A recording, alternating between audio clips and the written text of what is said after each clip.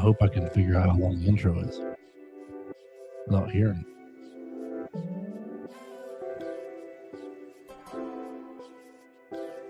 This is the Joe Gaither Show on BamaCentral.com.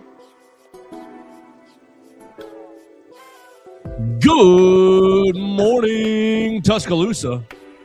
Good morning, Tuscaloosa, Internet world, West Alabama. How are we doing today on a Thursday? It is April 2nd. It's the Joe Gaither Show on Bama Central, BamaCentral.com. Hope you and yours are doing well. Ready for another day on the Bama Central YouTube channel, the Bama Central Facebook page. We appreciate everybody who's listening to us on Apple Podcast, Amazon, Spotify, wherever you get your podcast. You can find the Joe Gaither Show on Bama Central. We are in the Derek Daniels State Farm Studios right here off the McFarland Boulevard. Call Derek for all of your insurance needs at 205-758-3391. Like a good neighbor, Derek Daniel is there. Saved me a bunch of money. He can save you some money as well. Call him today. See how much money he can save you today. We're also brought to you by Purple Turtle Roofing. Visit roofturtle.com for all of your roofing needs in the state of Alabama, really in the southeastern area. They can take care of you. Call them today at 877-787-6635 for your free roof inspection. They'll come out and take care of you, whether you've got a metal roof or a shingle roof. It doesn't matter. Visit them online for all of their products and services and to schedule your free appointment at roofturtle.com. We're hanging out with my friend Theo Fernandez. You can follow him at Theo Fernandez _. Please do that. He's racing, trying to get to 1,000 followers. He's almost there. You can be the 1,000th follower by following him at Theo Fernandez _. No baseball last night, but there will be baseball action this weekend as the Crimson Tide takes on the Oklahoma Sooners out there in Norman. So you'll want to follow him for all of the baseball coverage. What we're going to do today is be all over the map. Theo, I've got a transfer portal target that Nate Oates and company needs to go after. He's on the lower level, so may not cost as much money, but a great replacement for LeBaron Philon as he goes into the NBA draft and you look for another point guard. I've got a player in the transfer portal you've got to go out and get. I've got some athletic budgets to discuss. Did you know that UConn is the only school that really, I think the only school that put more money into their men's and women's basketball program than the football team? And it obviously paid off with double Final Fours for the Huskies. We can talk about that. And then I've got a mock draft. I've got a mock draft from The Athletic pulled up with a couple of destinations for Caden Proctor and Ty Simpson. So that's kind of what's in my deck of cards over here. It's okay if you've got something in your hand as well. It's all good. We can bring that to the table. But that's what I have in mind today. How does that sound, and how are you doing, sir? That sounds great. Always tough. Got to figure out what to talk about, and I think that's a fun thing to dive into, especially that report, because those numbers are fascinating, especially as we're going to talk about Alabama's placement on that chart. But I'm doing great. It's another great day here, and a little quiet on the baseball front with no practice, no interviews, nothing. So they were en route to Norman yesterday and will be playing in Oklahoma today. So I'll have coverage of that this afternoon. Oh, they're playing today. It's Thursday, Friday, Saturday. For Easter to not play on Easter. Very good. Very good. Very good. That's very good. So great. Thursday, Friday, Saturday, Easter off. What time tonight? It's 6:30 tonight. Perfect. 6:30 tomorrow. So all right. 2 afternoon. Yeah. Tyler Fay, get back after it. Another no-hitter. First time, second time. He hits the first one in 43 years. He needs the second one in 3 weeks. Yeah, there we go. And hey, if he's a little off today, it's not his fault. He was thrown off by the early start. So exactly, built-in excuse. Built-in excuse. What do you want to start with, Theo? You want to start with mock draft? You want to start with budgets, or you want to start with a transfer portal target? Dealer's choice. All right, so let's look at these budgets real quick, because this came across our Twitter timelines over the last couple of days, that UConn is the only FBS public school to spend more money on basketball than football for the 2023-2024 season. So there's a couple seasons ago, right? This is a couple seasons ago. They spent more money on men's and women's basketball than any FBS school in the country, and it yielded them a double Final Four appearance. This is a couple years now that they've been in the Final Four. What, 3 out of the last 4? 3 out of the last 3? Yeah, 3 out of the last 4 for UConn. Oh my And the gosh. 1 year they didn't, it was a 1-point loss to the national champions. Okay, so like you're doing really well. Yes. You're investing in basketball. You're doing really really well. But you have Alabama way out here. Basically, if you were looking at this chart, it is a big old line graph. Every logo is under the one line graph, and I guess that's the delineation between football and football and basketball expenses. And so you have football eating up all the expenses on all these charts, but you've got Alabama way out to the far right, and basically in line with all the other major schools in height. And so you are spending money on basketball, according to this chart, but your football spending is off of this chart. It's basically off the. You spend more than A&M, more than Washington, more than Nebraska, more than Tennessee, all these schools. Now, part of this expense and part of the reason why it's so far off to the right, Theo, is because of Coach DeBoer's contracts and everything that they had to do to hire DeBoer and to handle the transition. Because this is a couple years ago. This chart is from 2023-24. The newest chart, this has Alabama spending more than $100 million on football. The newest information, Alabama for the 2024-25 season spent $82 million on football. Which would still put them to the very far end of this chart, but it wouldn't put them past the cluster of schools, Nebraska, Washington, A&M, schools that had coaching changes or had other extenuating circumstances. $82 million for last year's football season, basically, and you still ended up losing in the Rose Bowl. You got to playoff. You had a good year, but just want to talk about what you think these two programs, less about the specific chart and more about the generalities of the last couple of years in trending. You've spent a lot of money on Alabama football, and you've continued to spend money on Alabama football, and you should. It's the breadwinner, but you're the question is, are you disproportionately spending on Alabama football for the results that you're getting when you could divert some money? You're seeing the results in basketball. You've got Final Four, Elite Eight, Sweet 16. You have 4 straight Sweet 16s. You've got a handful of conference titles in the Nate Oates era, and you're telling Nate Oates to operate in budget ball. Okay, cool. You're spending all this money on football, and you've gotten playoff appearances, first round exits. You've gotten ReliaQuest bowls. You've gotten wins the last SEC championship. It's Jalen Milroe. So that's now a couple of years gone by. And so I'm wondering, could you divert $10 million from the football program into the basketball budget and get more results, get greater results, and think, okay, well, you're still probably going to get ReliaQuest bowls, first round exits with $15 million less, with $12 million less. Give it to the basketball program. Could you take this year's what could this basketball program do with another $10 million?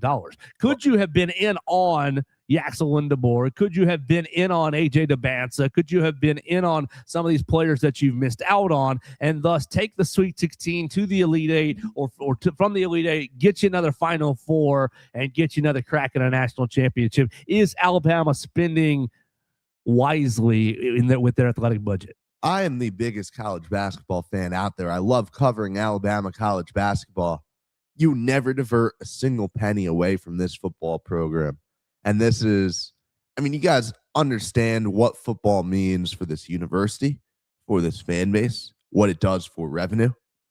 It is always going to dwarf every other number that we have in the program. And sure. We saw a report. First of all, the most recent report has Alabama $82 million in football, basketball 15.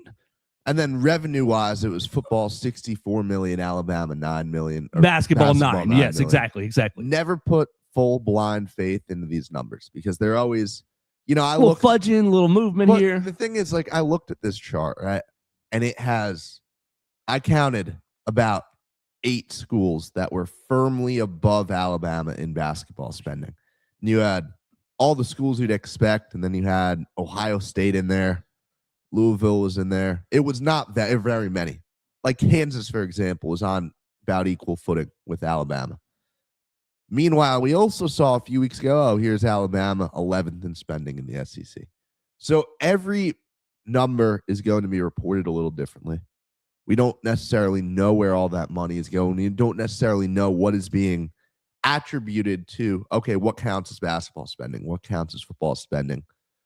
Regardless of what the real numbers are, you are never going to divert a single penny away from football.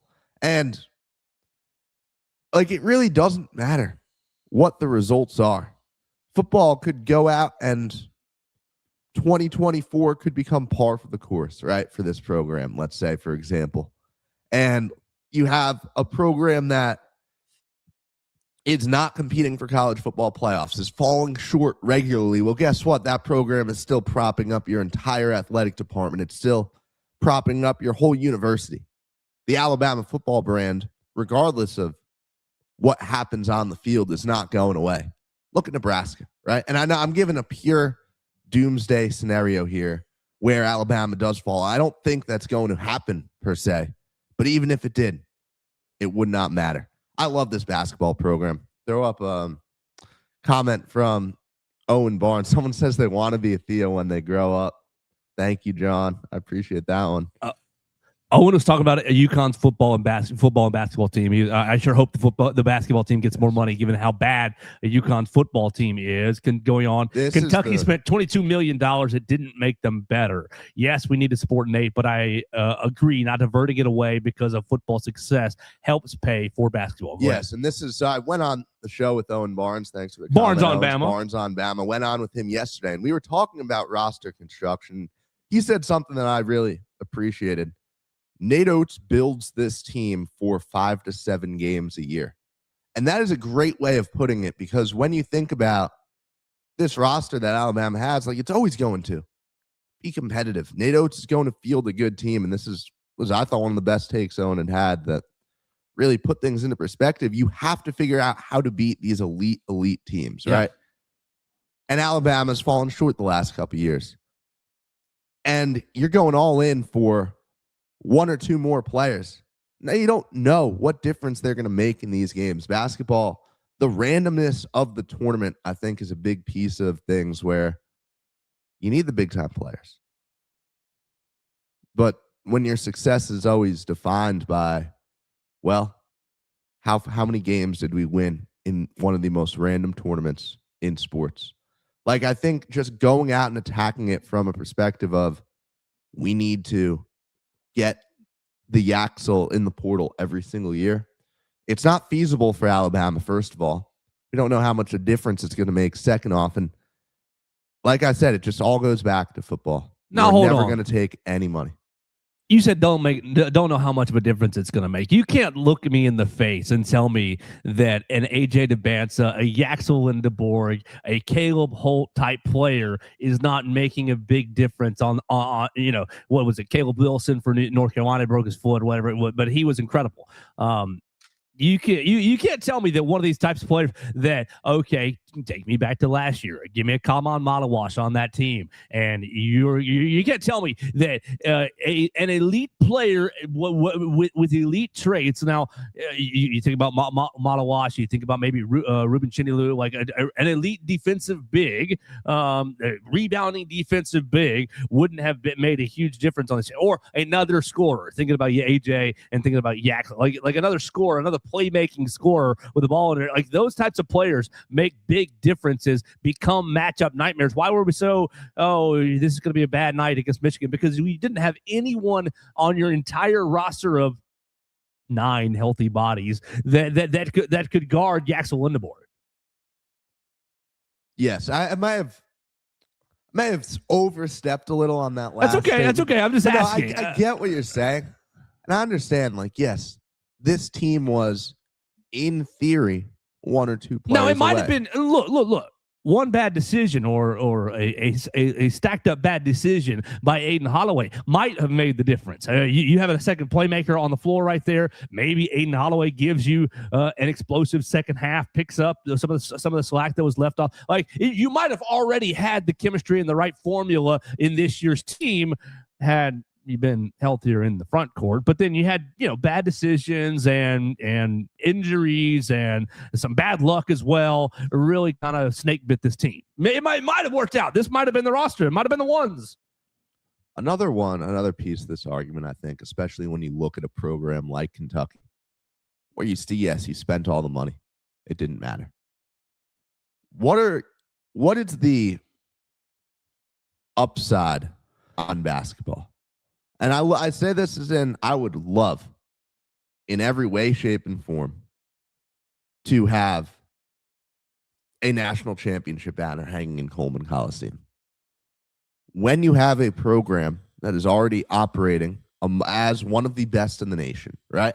Already, we make the jokes about Coleman sometimes not being all the way filled out. You're making a lot of money off ticket revenue. You're making money off of, being able to go out to events like in Vegas at the Players Era and being talked about as one of these big time programs and people caring about Alabama basketball.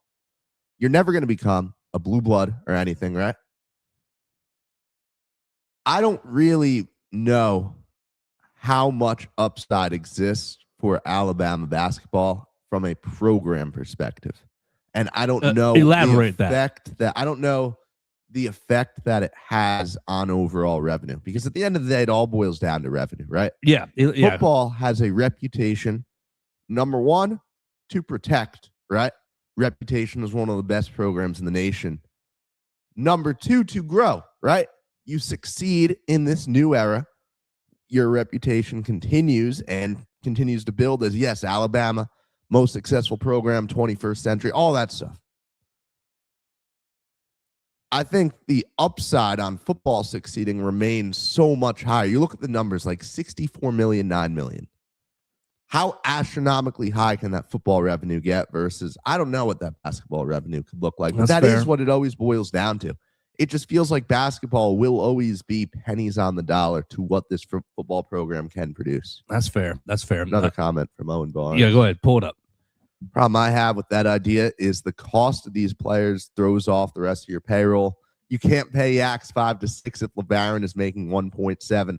That is also a very fair point, right? We've talked about football and we saw Ole Miss, like supposedly players' salaries got leaked, right?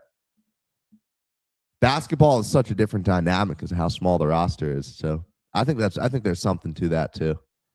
I think he's probably right on that, and I do think that's an underrated aspect of, because you pay in the Axel 5 or 6. Well, LeBaron immediately, his agent gets on the phone and says, "Well, aren't you being loyal to our guy? Loyal to the guy who's been here for 2 years already? He's at 5 or 6. Well, LeBaron should be at 5 or 6 as well, or 7 or 8." I think he's probably exactly right on that. He's got one more. It's not as simple as just pay for one player to help the upside. I think you ultimately are exactly right. I think Owen is as well. I just think that you were trying to maybe address a conversation that's happened on the internet. Ultimately, I think I feel the same way as you, Theo, is that football is the foundation, and so you cannot take anything away from the foundation. I look at Kentucky's roster. I look at what Duke is working with. I look at UConn, the dollar amount that they're able to throw around, and I look at losing a guy like Caleb Holt largely. And I think, man, it would be nice to have another $10 million to spread across the whole roster. But I just don't think that that's going to happen. I think you think about the contrast and attitudes with the basketball stadium.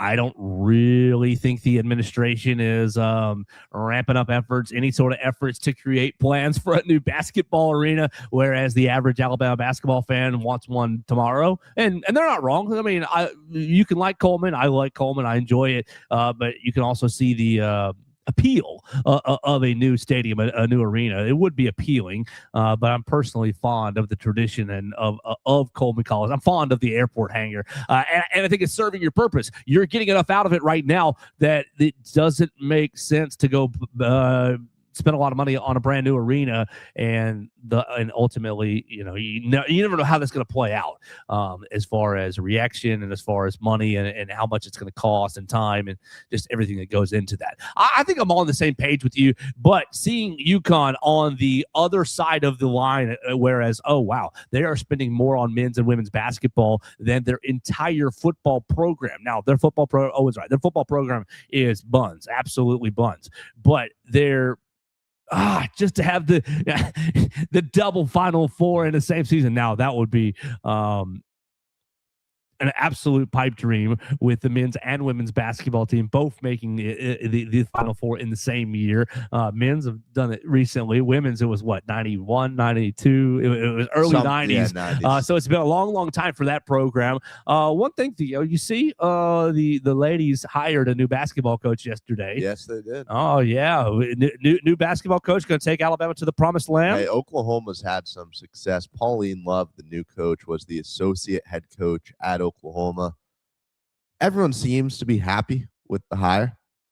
It is, I will say, it doesn't necessarily, we don't know the number yet, right, on salary, but it doesn't seem like it's necessarily a budget hire. This seems like we wanted to hire someone who'd make us competitive, so we took a big-time assistant from one of the best programs in the country. I don't think that comes with a small price tag. No, I think it's probably right in line with what Christie was making, maybe a little more. But you give Pauline Love her first head coaching job, coached at McNeese, Southern Miss, Arkansas, Alabama, and most recently Oklahoma as an assistant coach, and she will be introduced today over at the in Coleman Coliseum. The Coleman Coliseum, the upstairs kind of little meeting room, basically treaty room, banquet room, is where she will be introduced today. So we'll see what she has to say, and we'll see how 38 years old, taking on the Crimson Tide. Wow, I think it's awesome. Yeah, I mean, if that's the place where I think that they save some money, inexperience and youth. Alabama's had a bunch of players go for the portal. Yeah. And that's going to be her first job is basically reconstructing this roster for the next season. As long as you keep Ace Austin in Tuscaloosa. I think I feel pretty good about that. I think that she is probably not at risk to leave. I agree. Yeah, not at risk to leave. But speaking of roster construction and staying with the basketball, you're going to have the transfer portal opening in 7 days. 5 days now, April 7th. Excuse me, 5 days now. You're going to have the transfer portal opening in a couple of days, in 5 days, and you've got a huge task for NATO. It's to once again rebuild this roster. You're already losing Noah Williamson, Latrell Wrightsell, Houston Millette. You're losing those guys. You're very, very, very, very likely to lose LeBaron Philon. Maybe you lose Amari Allen to the NBA draft. Who knows? You got a lot of pieces in play. But the first thing that you see is a massive hole in the guards with all the guards. And I got a guy that Alabama needs to go after. I probably need to. Yeah, he is in the transfer portal. Perfect.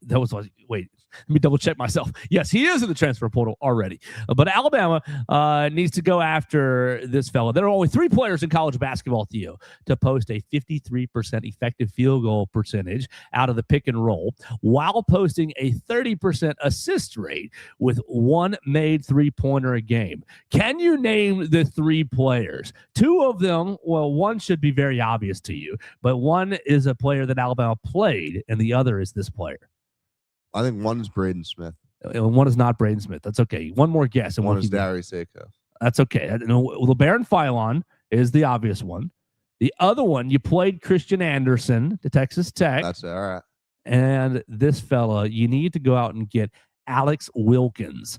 Alex Wilkins from Furman, a Furman freshman. He averaged 17.8 points per game. He averaged 4.7 rebounds, assists per game. First-year guard, all SoCon, scored 21 points against the UConn Huskies in their NCAA tournament game. I'm going to send Nate Oates and company after 6'5", freshman guard, now sophomore guard, Alex Wilkins out of Mattapan, Massachusetts. He's been at Furman this year. Season high in scoring was, 26 a couple times, 26 twice, 28. 28 was the season high. Oh, nope, 34 against UNC Greensboro. So my mans can fill it up. Ended up shooting from the three-point line. Where's my percentage? Right there. Three-point line at 32.8% as a freshman. Made 65 out of 198 attempts from behind the three-point line. 6'5", long guard. Operates in the pick and roll, low turnover numbers, ended up turning it over to defense average. Okay, that is two turnovers a game. So maybe a little high, but freshman, ball dominant guard. That's my guy. I think Alabama should go after Alex Wilkins. I like that. I mean, I like the 6'5", without a doubt, right? I'm going to try to go home and watch some of his highlights now, but no, he passes the eye test, obviously, with the measurables, with the size, with the numbers you gave me. And you can promise him a large role. I mean, nothing's promised, but you can tell him that there is a large role. Right, there's a large role waiting if you come in and prove yourself. Lots of minutes in this Alabama backcourt, like lots of minutes. You're losing tons. Is Jaleel gone too? Very likely, yes. Very likely. So like you're looking at an entirely new four guys: LeBaron, Jaleel, Latrell, Houston. Oh, Aiden probably coming back. So you got who wants to come play with one of the best shooters in college basketball? You want to run the pick and roll with Aiden Sherrill and kick it out to Aiden Holloway? Man, that's a selling point. Play in front of Coleman Coliseum? Yeah. Upgrade from Furman to Alabama? Shouldn't be that hard. I mean, South Carolina to Alabama, like you're not going to, you're not having a crazy lifestyle change right there. No, I like the idea of bringing this guy in. I don't know what we're looking at guard wise. I don't know. All I know you're looking at you needing some guards. You need somebody. This guy seems like he would do the job. It's not a bad pull. All right, so put that name in your sheet, Theo. And as you start seeing guys go into the transfer portal, if you see fits, if you see guys you like, you can bring them up on the show. Now, where do you put that guy in comparison to Adrian Woolley? Probably going to cost a lot less. Is he? Is a freshman who puts up those kind of numbers going to cost a lot less than a role player on this Louisville team? You just a guess. Yeah, just a guess. What do you like about Adrian Woolley? Oh, hometown guy. Oh, that's a discount. There you go. Paul Bryant High School. There's your right. Yeah, that's why. There's your evening out the money right there. He got paid a lot of money to go play for Louisville last year, but I would really be interested in bringing. I mean, either of those guys, like you said, also a 6'5" guard, also 8.7 points a game, four rebounds, and basically 2 assists per game, shooting 35% from beyond the arc, so just a little bit better. Did he make more? Did he make? Where's my totals? Totals are at the bottom, dummy. Totals. He made 41 3-pointers, so 25 less basically this season. And you guys know I'm interested still. I'm a little still hung up on Preston Edmeade and this Hofstra team. Oh, hey, if you can get yourself some Edmeade, and Victory Onyetu. Give me Onyetu to be the defensive, just dirty work enforcer. Let Sherrill just keep being the skill big, and let Onyetu be the dog down there. Yeah. There are names at these mid-major schools, right? And it's such a hard process of finding guys who are actually going to translate. And you've had, obviously, a good bit of success with that, right? Bringing in Estrada, bringing in Latrell Reitzel, right? Bringing in Mark Sears. Yes, that's the big one. But then, obviously, you've had your misses, especially with the bigs, right? You bring in a Noah Williamson, and you expect him to be able to translate in this system. And it's hard to find these guys that will fit, but I think you got to imagine Nate Oates has learned a lot about recruiting, right? He's learned a lot about the guys that he wants on his roster, and I have a lot of faith in bringing in impactful players. I just wonder, you don't know how much money exists, right? And it's just so hard to speculate. What are you paying Sherrill? What are you trying to pay London Jemison? What, if anything, are you trying to pay Aiden Holloway at this point? How much money do you have available? What offers are these guys getting? Like, it's just so hard to speculate on any of this right now. Yeah, so we'll see the transfer portal open in 5 more days, and it will become easier to speculate. I would expect some Alabama news in the next maybe 48 hours going into the weekend ahead of the transfer portal opening. I think you're probably going to have a little bit of news right there, and so it's going to be a great weekend. We will keep you up on who goes into the portal, who stays out of it. There's no way did Bruce Feldman. You see, I'm going through this mock draft because that's where we're transitioning, and I'm control effing. There's no way he doesn't have Ty Simpson in the first 2 rounds. No, we skipped 25, 28, 29, 30, 32. Oh, he mocked teams without first-round draft picks. Okay, that's why. It's only a first-round pick. It's only first-round mocks, and then it's a couple extras of teams that do not have first-round draft picks. Okay, that makes perfect sense. All right, so Theo, let's keep going here. We want to tell everybody about our friends at Purple Turtle Roofing. We're presented by Purple Turtle Roofing each and every day. You can check out online at roofturtle.com. At Purple Turtle Roofing, we're not just another contractor. We're your neighbor and your advocate when it comes to protecting your home or business. With years of hands-on experience, top-tier certification, and a commitment to excellence, we've built a reputation as Alabama's go-to roofing solution.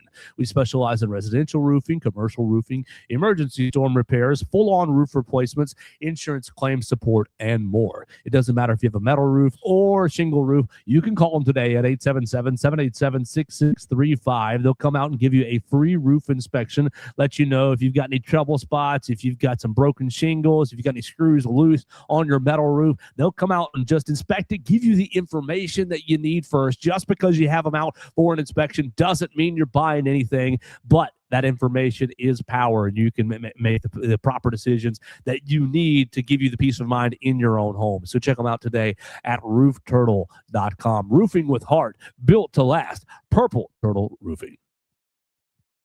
All right, we're hanging out with my man Theo Fernandez inside the Derek Daniel State Farm Studios on a Thursday. Theo, I won't talk mock drafts because it is April. April is draft month, and my Chicago Bears are really looking at tackles. What do you think about Caden Proctor at 25 to my Chicago Bears? Would you be happy for me in that case, or would you laugh at me in that case? What would be your reaction? I have mixed feelings about Proctor as a prospect, but I think you have to be happy if he's there at 25, right? Because I don't think he will be there. This mock draft we're about to look at doesn't have him there. I think if he's there at 25, you pull the trigger. Okay. And I do have a lot of, I don't know, I really mixed feelings about Proctor, man. I do too. It's hard to, or it's easy to envision a world where he just does not translate at all, but then you have to imagine there's a very high likelihood of, okay, we can just move you into guard after a couple of years. So at least you're getting something. But I think he's too good of a prospect to pass up in a world where he's there at 25. Yeah, he's a mammoth prospect. And, you know, I'm making this about me, but it's not about me. Ryan Poles has been at basically every major tackles pro day. He was at right here in Alabama last week for Caden Proctor's pro day.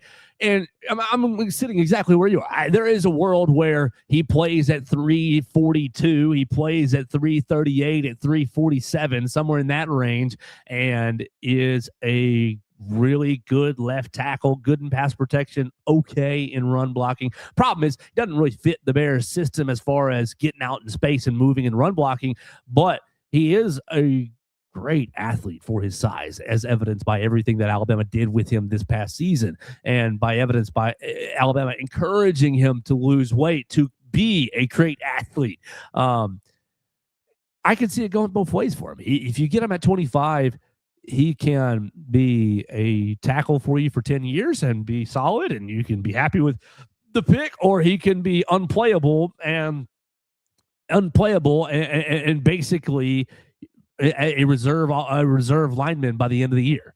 And so it's going to be really interesting to see how Caden Proctor embraces his new NFL program and what they ask him to do, and being a professional and being his own boss, and will he take care of, I mean, he's getting paid when he was here at Alabama, and I thought he struggled in the area of taking care of himself, taking care of his weight. Now, injuries played a part in that. We want to be fair. Injuries played a part in that. Kept him off a bike for a while. He was on a shoulder injury for a while too. Like, he dealt with a lot of injuries that kept him from keeping himself in tip-top shape. But I do think that was an area that he also struggled in. Conversely, Yeah, I'd agree with that, but obviously maturity as you go through your college career, right? Probably, different person now. At the same time, this is a guy who got out, did all this, took care of what he needed to, right? Graduating with a high GPA, getting out of the university early, and now he's taking care of his body post-season, and he seemed like, he seemed like, okay, I'm stepping into a professional world. I'm going to be a professional. He seemed like he's embraced it through 8 weeks, 6 weeks of whatever it's been since the end of the year. Which is not some big gold star there. Like, that's what you're supposed to do, but it's still, you're doing what you need to. All right. So this mock draft, we're looking at The Athletic. We're looking at Bruce Feldman today, as he has put out a mock draft. I think it was last night. Let me scroll up to the top and see a date there. April 1st, yesterday. He puts it out, and he has no Ty Simpson in his first round mock draft, but he has Caden Proctor going at number 17 to the Detroit Lions, replacing Taylor Decker, their left tackle. Taylor Decker retires. So he's having the Detroit Lions take Caden Proctor. And we all know that Dan Campbell loves a man mover, loves a nasty boy. And so I think that it's not a horrible fit. I also question his ability to be athletic in space in the run game for the Lions, but for a team that needs a left tackle, how do you like him going 17th overall to the Detroit Lions? As far as position in the draft, that seems about right. You'd think mid to late teens for Caden Proctor. I just, like you said, I do worry about him in a system like Detroit, Chicago. Aren't the Lions trying to tease a Penei Sewell to left tackle move? I think that's what I've been seeing over the last couple of weeks here. And I think the idea with this is to make Caden Proctor a right tackle. I don't hate that idea. I mean, it's always, I'm kind of a little surprised we hadn't seen Sewell make that move earlier, just because of, what a premium position that is. Yeah, 2 days ago, Dan Campbell says Penei Sewell ready to move to left tackle. Wow. Yeah, if you draft Caden Proctor at 17 to be your right tackle on the other end of, a team that basically has one of the best tackles in football, I think you have to feel okay about that, as, I think we're giving ourselves a real chance to have a stud here and complete an offensive line. But what about through Proctor's perspective? Does he like the fit going to Detroit? Is that the place where he's going to play for 4 years, get his 5th-year extension, and then cash in for a big time contract? Because we want what's best for him. Yeah, I see no reason why you shouldn't be happy about going there if you're Proctor, right? And I'm admittedly not the most knowledgeable on line and fits and understand. Like, I couldn't sit here and tell you, yes, this is the perfect fit schematically for Caden Proctor on a given team. I think you have to feel happy going into a system of a team that has had success, ran things well, produced very effective offensive lines. I see no problem with that. And I like the fit of Dan Campbell as his head coach. Because they get along great. Right? Well, I think that Dan Campbell's going to be able to relate. He just seems like such a relatable person. Be relatable with his players. But what I also think is, I think that Dan Campbell brings a little bit of the college vibe of, I'm going to rah you up. I'm going to get you fired up for work today. You're at practice, rah. It's exciting. And I think that Caden probably needs that a little bit. Hey, rah, we're at practice. Come on, man, let's get it going. Needs a little fuel. I think he's can be a really good player when he's fueled up and motivated and fired up. Yes, but when you get to this next level, like, you shouldn't have to rely. You shouldn't have to, but that's why I think Dan Campbell's important for him. I don't know that Caden Proctor is a guy who has to rely on that. Like, I don't know. I don't think that's a statement I would make at this point in time. I'm comfortable with my position. Like, yes, maybe it was true in Tuscaloosa, but like, you get to the pros, there's a different standard. And there's a standard that I think these guys are getting used to. And I don't know. You could be completely right. And if you are right, yes, Dan Campbell is the perfect fit. Dan Campbell is a guy who, hey, he gets the most out of his players no matter what, right? Like if there is a benefit to motivation, he provides it. I don't necessarily know that it's a statement I'd make about Caden Proctor as he prepares to go be, a team's future at a tackle position.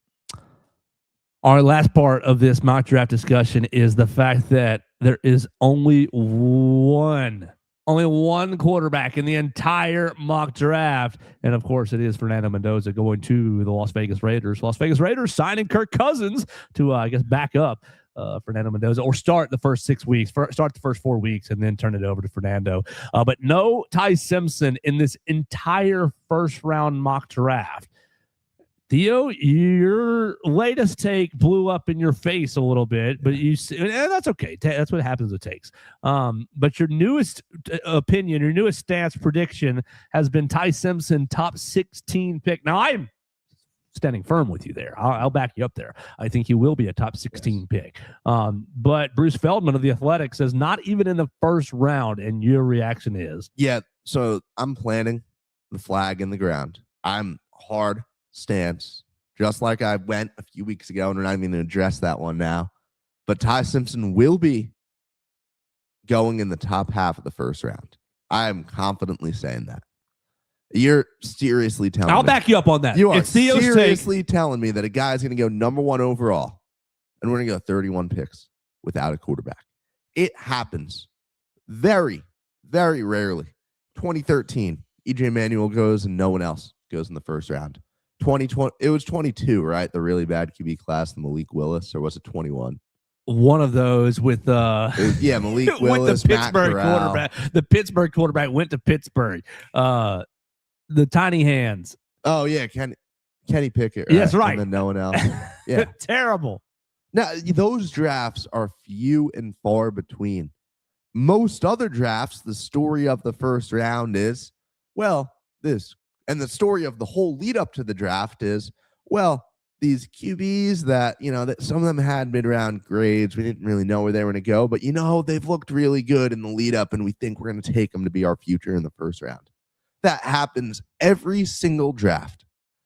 Why do you think this year, just about every single draft, this year is not going to be one of those rare exceptions? Because I think Ty Simpson has done enough to really impress a lot of teams. And even if he hasn't impressed them, teams are thinking, we may as well take him. And that's what it comes down to so often. And I've talked about it with the Jets and why they need to take Ty Simpson when you have a regime in its second year that really disappointed year one. And you have a coach in Aaron Glenn who's already on the hot seat, GM and Darren Moogie, who he probably has more than 2 years, but don't you want to get the QB now? Don't you want to, when the season blows up like it will for the Jets, you're going to go 4-13 no matter what. Don't you want to have guys who are developing this young QB? Don't you realize how much time that buys you? You got to stop thinking of NFL teams as rational organizations who make the objective right move. The move for these teams right now is not to take Ty Simpson. It's not going to work early on if Ty Simpson goes to the Jets. He's not set up for success there. It makes all the sense in the world for the people running the front office to take Ty Simpson right now, though. And that is, if Ty Simpson is there at number 16, which I do not think he will be, the New York Jets will select him. Bruce Feldman has the New York Jets taking Arvell Reese at 2. No arguments there. And then at 16 has him taking Jordan Tyson, the wide receiver from Arizona State, instead of a quarterback. So they've got him going Jordan Tyson at 16 and Arvell Reese at 2. And all these teams passing up on a quarterback. You got Miami Dolphins passing up on a quarterback. Miami Dolphins, are they really going to give Malik Willis a full-on shot? You paid him $24 million a year. Yeah, you should. Yeah. I think Malik Willis deserves a shot. I think he's underrated. I do think he's a good player, but I'm just that's a surprising decision for me. Obviously, Titans don't need anybody. You got Cowboys already got a quarterback. This is the top 5. The Giants, you're set on Jackson Dart. Are you? Yes. Okay. There's no- Just get checking. out of Just here. checking. If Brown's at 6, might be an option. Francis Minoga. He's got Commanders. I know everybody loves you, Jaden Daniels, but No, there's no buts. Jaden Daniels. that's great. It's great. He's not going to last. Yeah, well, 2 years ago he led him to the playoffs as a rookie. There's no debate. His there. defense led him to the playoffs. There's no the Washington will not be in the mix. No, they won't be, but they should be. They No, should they look themselves in the mirror and say and that see that Jaden Daniels is fool's gold. You just drafted him second overall. You did, and that was it's going to end up backfiring. You'll just hold that in the back of your mind. Okay. They will not draft Ty Simpson. No, that's not what I'm All right. saying. But they should. They should think about it. Saints, they got them taking Cardinal Tate. They should think about it as well. They won't either. They should, but they won't. Chiefs, obviously not. Bengals, obviously not. Bengals, Caleb Downs, we're going to beef up that defense. They gave up 50-something points to the Bears. Dolphins, Monster Delane, no. Cardinals, Ty Simpson. They got him taking Monroe Freeling at 12 instead of Ty Simpson. I think this Cardinals 12, Rams 13 is a fascinating back-to-back. Let me tell you, if the Rams end up with Mekhi Lemon, that's going to make me a sick fantasy owner of Puka Nacua. That's going to make me very, very, very upset with Puka, Lemon, and Devontae Adams all on the team. You can't be taking targets away from my baby boy Puka. Well, Puka's got to. He's got some problems. He's got some problems, but he'll be back. It's a long time to the season starts. It's a long time. All right, so no Ty Simpson in the first round. I stand with you, Theo, that Ty Simpson will be not only a first-round draft pick, but a 16 or better pick. 16 or better on that first Thursday night. That's going to do it for my hand. You got any cards in your deck, or are you ready to get out of here? Cash out. I got one quick thing on Proctor before we wrap, because I was just thinking about it as you're talking. Do you think the recent Alabama offensive tackle history in the NFL at all plays into how teams view Proctor? Yes. You do? Yeah. I mean, they say don't scout the helmet, but it's almost impossible.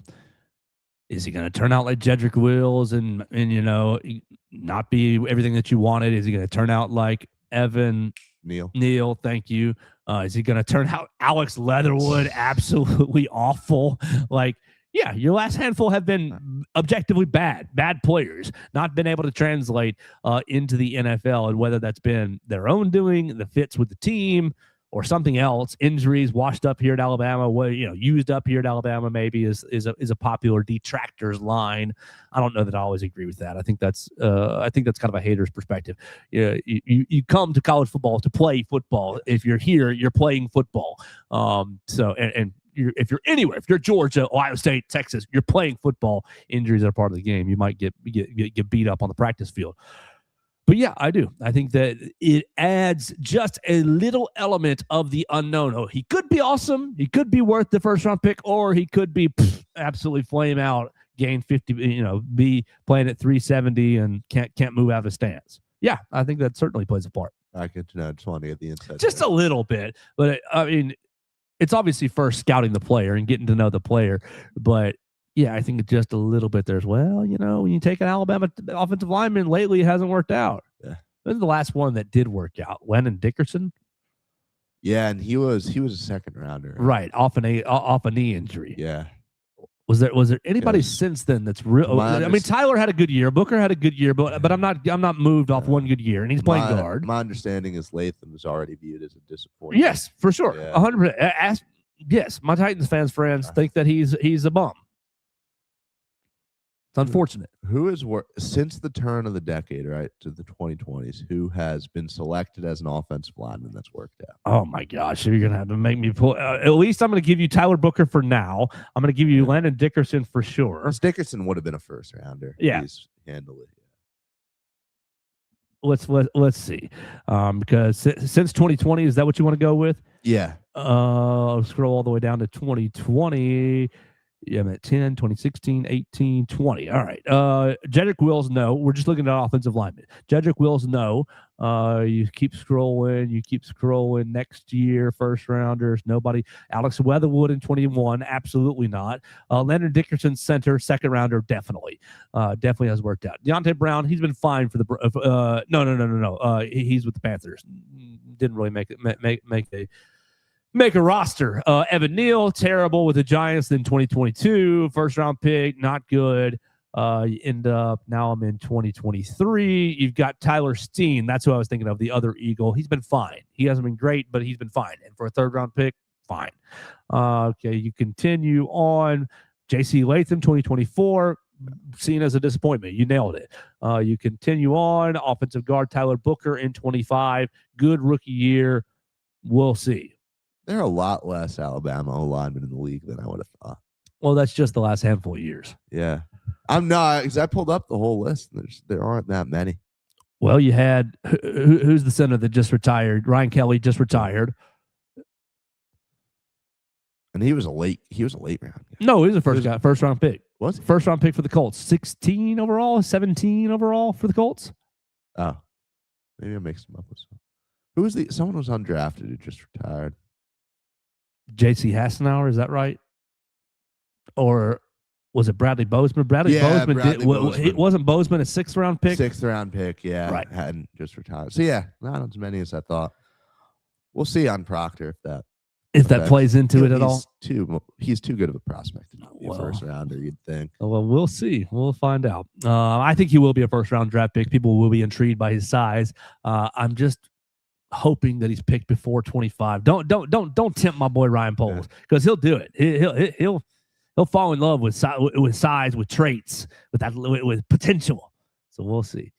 Let's get out of here for the day. We will be back tomorrow for a big episode. We'll react to Alabama baseball's first game against Oklahoma. We will set you up for the weekend ahead.